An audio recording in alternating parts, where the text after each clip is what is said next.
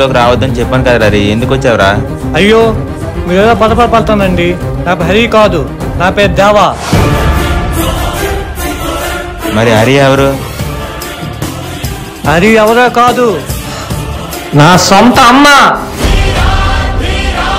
మా ఇద్దరిది ఒకటే మాట, ఒకటే రూపం.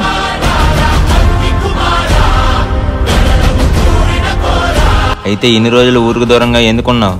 చెప్తా విను. దేవా ఏంట్రా ఈ మార్కులు? ఎంత చదివినా ఎక్కట్లేదమ్మా. నీకు రోజు క్యారేజ్ పెట్టడం దండగరా. మీ అన్నయ్యని చూసి నేర్చుకోరా.